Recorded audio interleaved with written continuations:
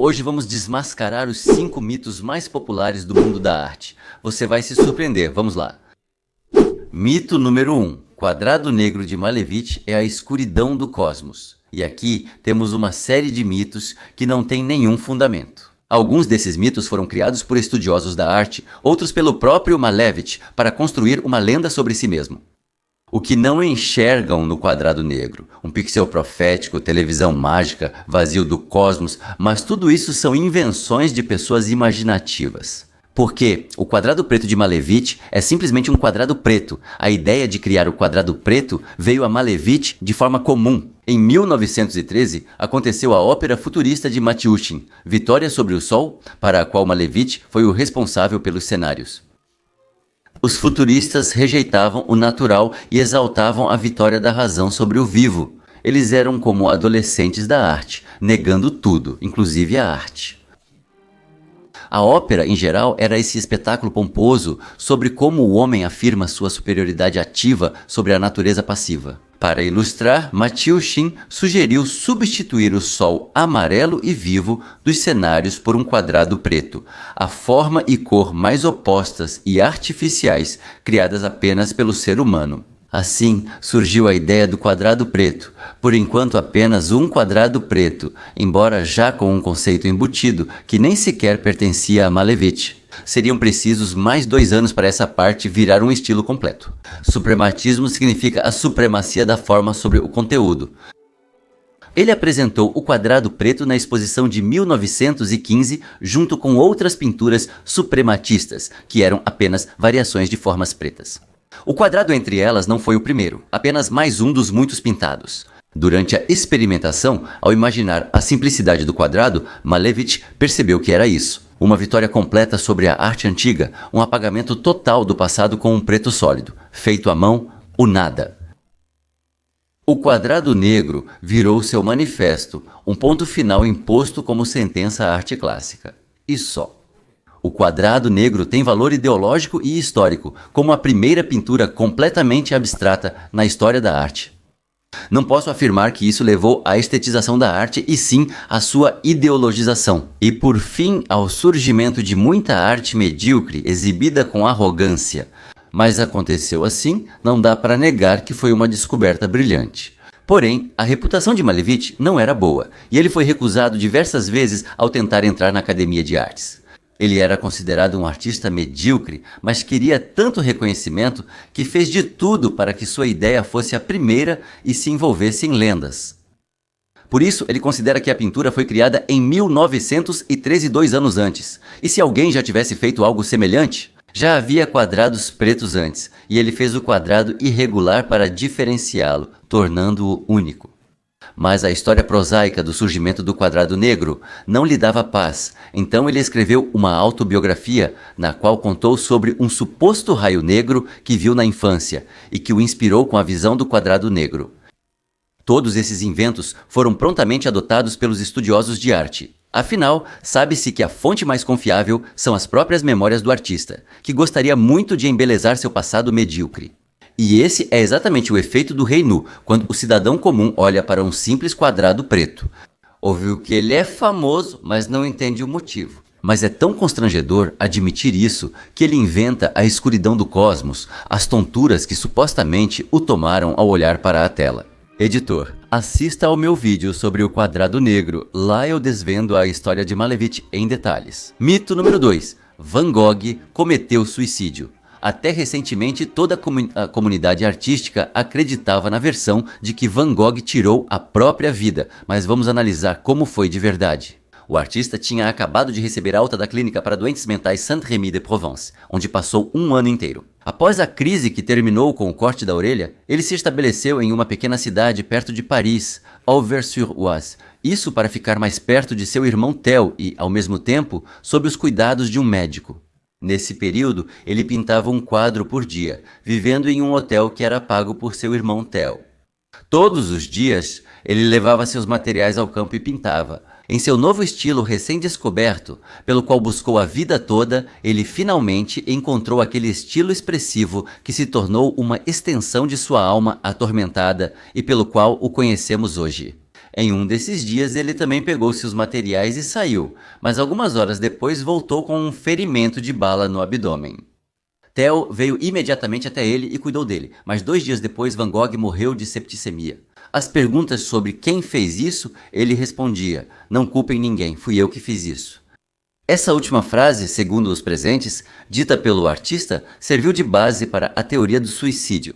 No entanto, essa teoria apresenta muitas inconsistências. Anos atrás, gravações foram encontradas que esclarecem essa triste história e explicam as falhas da teoria do suicídio.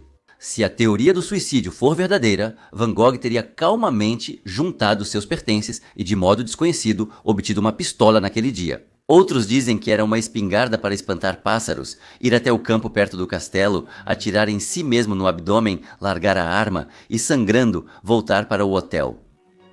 E imediatamente surgem várias perguntas. De onde Van Gogh conseguiu a arma? Não há nenhum registro de que ele já tenha possuído uma arma ou sequer soubesse usá-la.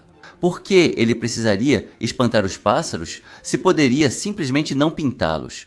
E por que, planejando um suicídio, ele levou todo o material de pintura como se pretendesse pintar?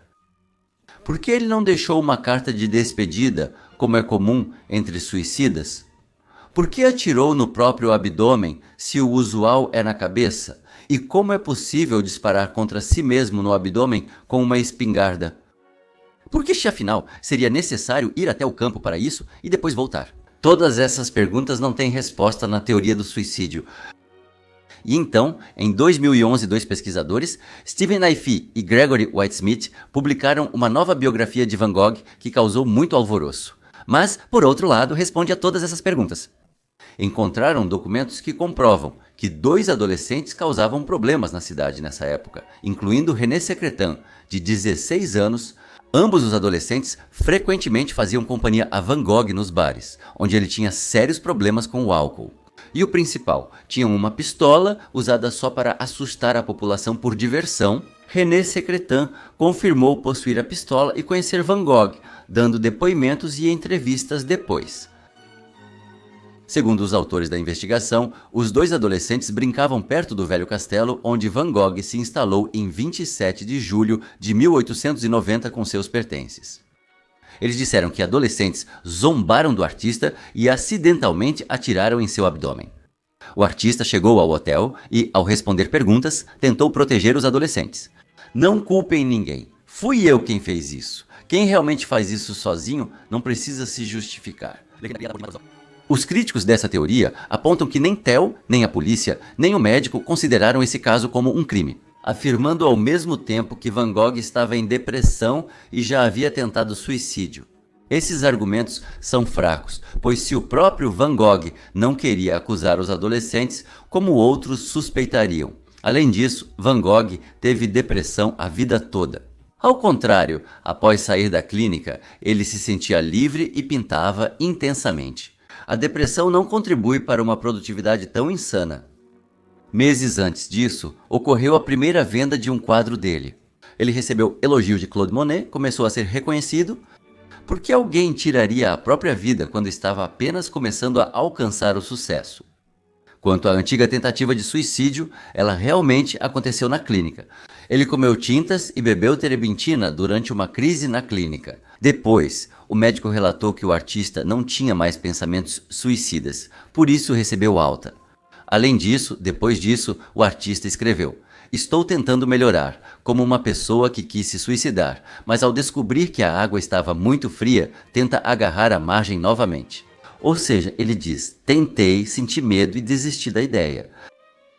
Se você assistiu ao meu vídeo sobre Van Gogh, sabe que ele era desleixado, mal cheiroso, nervoso, explosivo e inclinado à bebida, além de ser caolho.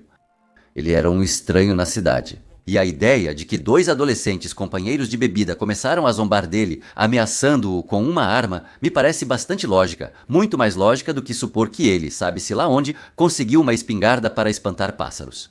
Ele estava sempre sem dinheiro, muitas vezes se privava de comida. Será que ele gastaria com balas para espantar corvos, se podia simplesmente não desenhá-los? Nos últimos quadros, corvos aparecem com frequência, pois ele gostava de desenhá-los. Além disso, defensores da teoria do suicídio veem o quadro Campo de Trigo com Corvos como profético. Nessas aves, o artista teria previsto seu próprio fim. Então decidam-se, ele queria espantá-los ou desenhá-los, sentindo o fim se aproximar. Claro, soa dramático, mas é extremamente improvável. Em outras palavras, reunindo todos os dados, a versão do suicídio me parece totalmente ilógica, cheia de inconsistências e, ao mesmo tempo, a versão de assassinato, intencional ou não, responde a todas essas questões. Mas a maioria da comunidade artística continua aderindo à teoria ilógica, porém muito romântica, do artista infeliz que não suportou o peso da vida e a falta de reconhecimento. Às vezes é difícil para nós aceitar que até mesmo as pessoas mais grandiosas são apenas pessoas, podem ser desleixadas, beberrões e morrerem por causa de uma briga doméstica banal. O vídeo completo sobre a vida de Van Gogh está disponível no meu canal, vou deixar o link na descrição. Mito número 3. A falência financeira de Rembrandt aconteceu por causa da vingança de um cliente. Sobre a vida de Rembrandt, circulam verdadeiras lendas, mas a questão mais debatida é o colapso aparentemente inexplicável de sua carreira. Por que e como? Das alturas de receber encomendas para a corte real e comprar uma das casas mais caras de Amsterdã. Rembrandt literalmente faliu em poucos anos, perdeu seu ateliê e caiu ao nível de um pintor comum, trabalhando para outra empresa. A teoria clássica diz que tudo isso aconteceu por causa de seu ousado desafio, praticamente uma ofensa veladamente lançada pelo artista à alta sociedade holandesa, usando a pintura A Ronda Noturna. Supostamente, ele codificou nela revelações tão escandalosas que ultrapassou o limite, foi expulso e perdeu grandes encomendas. Segundo a teoria, Rembrandt soube de um assassinato cometido pela Companhia de Atiradores de Amsterdã. Alega-se que o cliente não perdoou todas essas insinuações codificadas e se voltou contra o artista, destruindo sua vida, e nem sequer pagou pela tela. Essa teoria da conspiração é retratada de forma vívida no filme de Peter Greenaway, Rembrandt, Eu Acuso, onde ele percorre toda a pintura e interpreta de maneira bastante livre quase todos os seus detalhes. Ele encontra até mesmo o diabo e condenações na própria figura de Rembrandt, que se retratou atrás do ombro de um dos soldados. Mas na verdade tudo de novo não é bem assim. Rembrandt alcançou o sucesso muito jovem, seu primeiro grande cliente apareceu em seu ateliê, por acaso, quando ele tinha apenas 22 anos. Ele ficou tão impressionado com Rembrandt que passou a falar dele na corte. Logo, Rembrandt recebeu uma encomenda do príncipe de Orange e depois de outros cidadãos influentes e ricos da Holanda. Aos 30 anos, ele se tornou o pintor mais popular da Holanda. O dinheiro fluía como um rio, e Rembrandt, como provavelmente qualquer outro homem da sua idade, começou a gastar com objetos de arte caros, móveis, roupas e logo se casou. Naquela época, a Holanda era a maior potência comercial do mundo e, em Amsterdã, vendiam-se itens exóticos de todos os tipos, móveis, esculturas, pinturas e armas. E Rembrandt gostava muito de tudo isso, comprava em grandes quantidades sem se importar muito com o preço. Só do príncipe de Orange, ele recebeu 6 pedidos de 1.200 florins, cada valor igual a 4 anos de trabalho de um artesão comum. No topo do mundo, Rembrandt compra uma casa e a financia por 6 anos por 13.000 florins, uma das casas mais caras de Amsterdã, na rua mais prestigiada. O cálculo é simples, se recebe 1.200 por pintura, então 13.000 equivalem a 10 quadros. No pior dos casos, ele venderá parte das antiguidades que comprou, que ele mesmo avaliou em mais 30.000 florins. Parecia que nada daria errado, não é? É aí que os teóricos da conspiração dizem que o problema está na Ronda Noturna, pois a ousadia do artista foi punida, pararam de encomendar suas obras e ele faliu. Uma bela história sobre um artista honesto e corajoso que desafiou criminosos arrogantes. Sabe-se que Rembrandt recebeu os 1.600 florins pelo quadro, 100 de cada participante. Esses quadros funcionavam como fotos de grupo corporativas, encomendados por guildas para serem pendurados no salão de reuniões, assim como ocorre hoje em escritórios. Normalmente, eles eram pintados alinhados como em um desfile, mas Rembrandt optou por criar uma história, separando os participantes. E aconteceu que, embora eles pagassem, os papéis que receberam não eram exatamente iguais, e alguns ficaram em segundo plano, o que os deixou insatisfeitos. Mas isso não importava, pois o capitão e o tenente ficaram encantados. O capitão até copiou em seu diário e se orgulhava muito. Esse quadro ficou 80 anos no salão da companhia de atiradores e depois foi transferido com honras para a prefeitura. Dificilmente fariam isso com um quadro rejeitado. Concorde, o que aconteceu em 1642. Exatamente no mesmo ano em que foi encomendada a Ronda Noturna, a esposa de Rembrandt, Saskia, faleceu e deixou um testamento no qual deixava toda a sua fortuna para o filho. Rembrandt foi nomeado tutor e assim metade de sua fortuna passou imediatamente a pertencer ao filho menor de idade e ele já não podia mais dispor desse dinheiro. Certo de sua genialidade, Rembrandt seguiu gastando com futilidades. Em 1653, 14 anos após comprar a casa, ele ainda devia 7.000 florins. Pelo contrato, ele deveria ter pago a dívida 7 anos antes, mas como a hipoteca era dos antigos donos da casa, não de um banco, eles reclamaram aos vereadores da cidade. Após análise, Rembrandt foi obrigado a quitar a dívida de imediato. Aqui começa a parte mais interessante. O artista não tinha dinheiro suficiente disponível e recorreu aos seus patronos, que lhe emprestaram quase todo esse valor por um ano. Mas, após um ano, o dinheiro teria que ser devolvido sem falta. Metade da fortuna, como você lembra, era do filho e intocável. E ele decide vender seus tesouros acumulados, mas para seu horror, consegue apenas 5.600 florins por eles. Essa quantia não era suficiente nem para cobrir as dívidas. Ele corria o risco de falência e da vergonhosa prisão por dívidas. E então ele decide recorrer a um procedimento que na época era chamado de cessão de direitos, pelo qual todos os seus bens são vendidos para pagar as dívidas. Mas ao próprio artista fica o que é necessário para continuar trabalhando. Isso é muito melhor do que a falência e a prisão. Ele vende a casa, paga as dívidas e com o que sobra, aluga uma casa menor, para onde se muda com o filho. Mas infelizmente, depois desse procedimento, por lei, ele não podia abrir nem administrar seu próprio negócio e foi excluído da guilda dos artistas. No entanto, sua nova companheira e seu filho abriram um negócio de fachada, no qual Rembrandt continuou trabalhando até o fim da vida, mantendo, na verdade, muitos clientes ilustres. Tecnicamente, ele era um empregado, mas isso não passava de fachada. É assim, amigos, que muitas vezes queremos acreditar na nobreza e na infalibilidade dos grandes homens. Mas a realidade é que até mesmo os artistas mais renomados e geniais podem ser financeiramente analfabetos, excessivamente ambiciosos e às vezes simplesmente infantis e imprudentes na vida real. Mito número 4. O artista deve ser pobre e esse é mais um mito bonito, romântico, mas totalmente fora da realidade. Na verdade, se olharmos para a história da arte e seus representantes mais destacados, veremos que a situação é exatamente o oposto, mas com algumas condições. Agora eu vou contar. Vamos ver artistas que nasceram pobres e se tornaram grandes. Manet e Renoir, por exemplo, eram amigos, mas eram tão pobres que se alimentavam só de feijão, alugando um quartinho para os dois, que também servia de ateliê. O espaço era tão pequeno que precisavam revezar. Um trabalhava de manhã e o outro à tarde. As pinturas deles eram vendidas por apenas 100 francos valor, que mal cobria alimentação e aluguel. Além disso, era necessário comprar tintas e telas. Assim, cada quadro se tornava uma mercadoria para eles. Antes de tudo, eles queriam sair da pobreza para conquistar a liberdade e, sem se preocupar com críticos e compradores, liberar suas fantasias e tendências para a experimentação.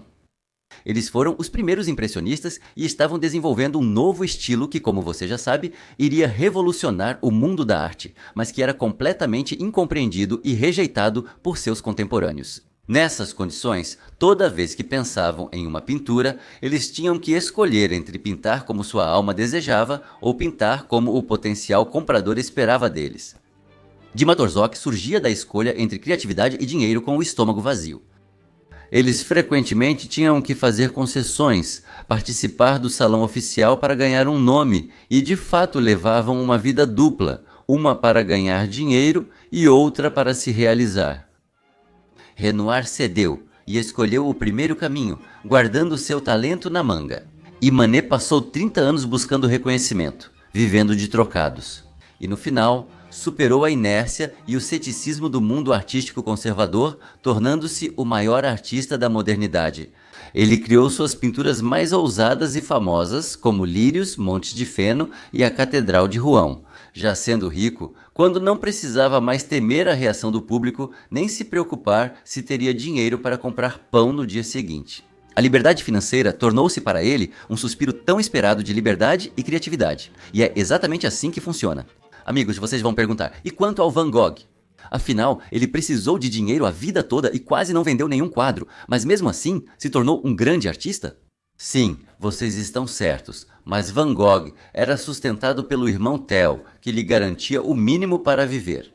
Esse é um ponto importante, voltaremos a ele depois. Para saber mais sobre Monet e Renoir, veja meus vídeos, deixarei o link na descrição.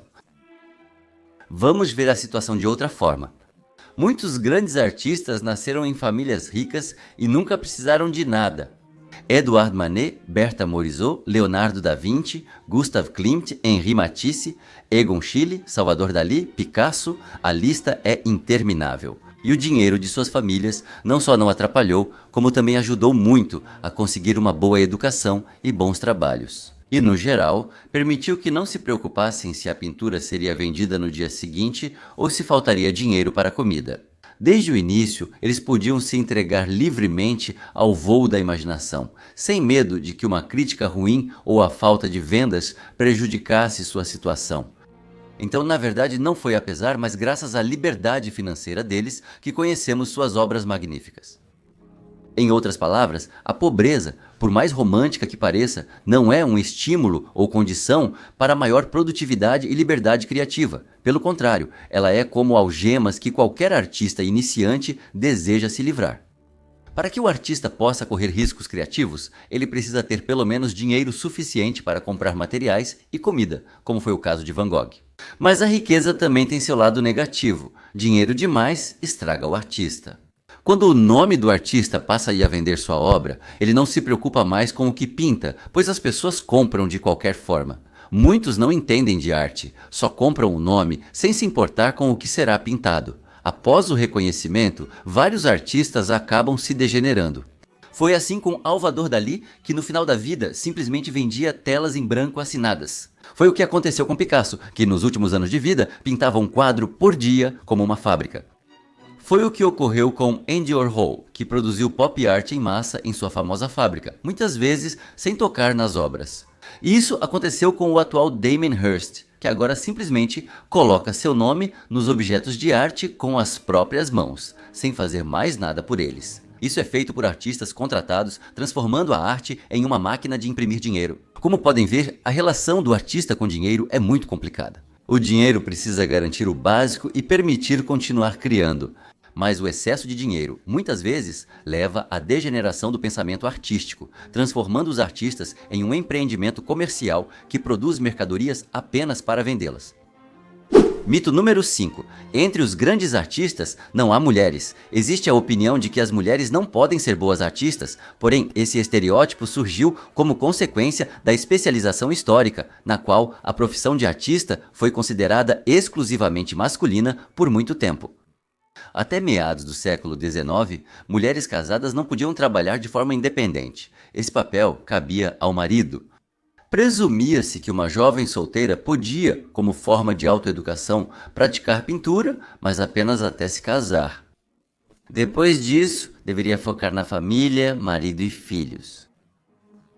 Não era adequado mulheres ficarem sozinhas com homens, então temas envolvendo homens, especialmente nus, eram inacessíveis a elas. E era assim quase sempre, com raríssimas exceções.